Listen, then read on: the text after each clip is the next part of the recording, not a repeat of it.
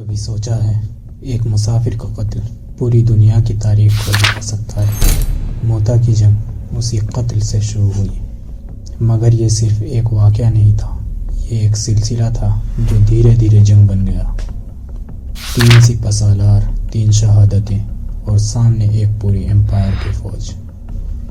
یہ کہانی جیت کی نہیں، یہ کہانی ہے اس ایمان کی جو ہار کے بھی تاریخ میں امر ہو گیا۔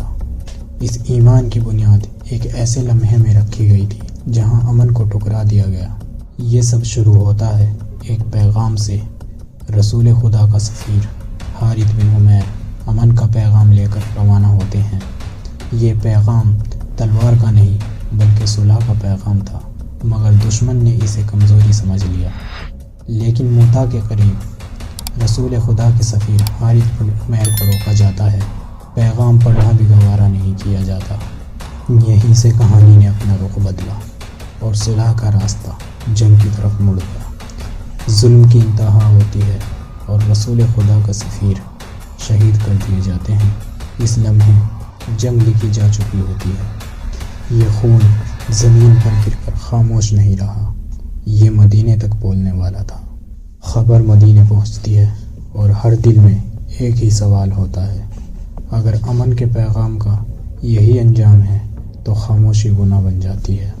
اب سوال یہ نہیں تھا کہ کیا کیا جائے، بلکہ یہ تھا کہ کب اور کیسے۔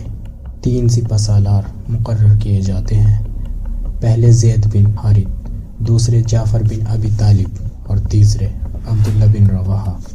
3 نام، لیکن ذمہ داری ایک پوری امت کی۔ صرف 3000 سپاہی، نہ بھاری ہتھیار، نہ کسی امپائر کا گھمنڈ، صرف یقین۔ یہ لشکر چھوٹا ضرور تھا مگر نیت میں کسی امپائر سے کم نہیں۔ سفر لمبا تھا، دھوپ تیز مگر قدم مضبوط تھے۔ ہر قدم کے ساتھ موت قریب آتی جا رہی تھی۔ رات کے اندھیرے میں سجدے ہوتے ہیں، یہاں موت سے نہیں اللہ سے ملاقات کی تیاری ہوتی ہے۔ صبح ہونے والی تھی اور موتا اپنا چہرہ دکھانے والا تھا۔ موتا پہنچ کر پتہ چلتا ہے دشمن 3 گنا نہیں، 10 گنا نہیں بلکہ 1 لاکھ سے زیادہ ہے۔ یہ وہ سچ تھا جو تلوار سے زیادہ بھاری تھا۔ امپائر کا لشکر، وہ فوج جسے دیکھ کر بادشاہ بھی لرز جائے۔ اس مقابلے میں جیت کا مطلب کچھ اور تھا اور ہار کا مطلب کچھ اور۔ عبداللہ بن رواحہ کے الفاظ گونج اٹھے، ہم تعداد سے نہیں نیت سے لڑتے ہیں اور فیصلہ ہوتا ہے موتا میں مقابلہ ہوگا۔ اس ایک فیصلے نے پیچھے ہٹنے کے تمام راستے بند کر دیے۔ زید بن حارث جھنڈا اٹھاتے ہیں اور سیدھا دشمن کی صفوں میں گھس جاتے ہیں۔ جھنڈا آگے بڑھا اور ساتھ ہی شہادت کا دروازہ کھل گیا۔ تلواروں کی چمک، گھوڑوں کی گرج اور پھر زید شہید ہو جاتے ہیں، مگر جنگ رکی نہیں، بس جھنڈا نئے ہاتھ میں چلا گیا۔ اب جعفر ابن ابی طالب، جن کا ہر قدم شہادت کے قریب ہے، ان کے لیے زندہ رہنا مقصود نہیں تھا، سرفروشی مقصود تھی۔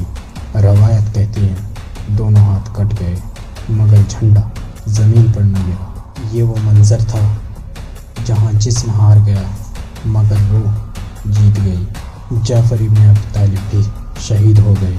2 سپہ سالار اللہ کے حضور، اب 2 نہیں صرف ایک ہی رہ گیا تھا، عبداللہ بن رواحہ۔ ایک پل کا ججمنٹ، پھر تلوار اور جذبہ، اور وہ بھی شہید ہو گئے۔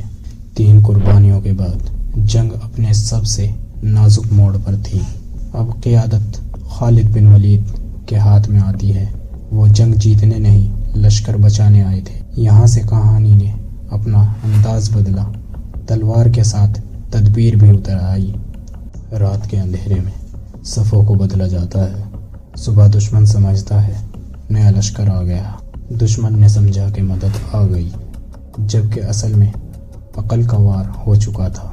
اس حکمت عملی سے 3000 سپاہی زندہ بچ جاتے ہیں اور خالد بن ولید کو ملتا ہے لقب سیف اللہ۔ یہ جیت کا اعلان نہیں تھا، یہ بچاؤ کی کامیابی تھی۔ موتا کوئی جیتی ہوئی جنگ نہیں تھی، مگر یہ وہ میدان تھا جہاں ایمان جیت گیا اور امپائر ہار گیا۔ اسی لیے موتا کو صرف جنگ نہیں کہا جاتا، اسے ایمان کا امتحان کہا جاتا ہے۔ 3 قیادت، 3 شہادتیں اور ایک پیغام، حق کبھی ضائع نہیں ہوتا۔ یہ پیغام وقت کے ساتھ پرانا نہیں ہوتا، یہ ہر دور کے لیے زندہ رہتا ہے۔ یہ تھی جنگ موتا، ایک ایسی کہانی جو کم سنی گئی مگر بھلائی نہیں جا سکتی۔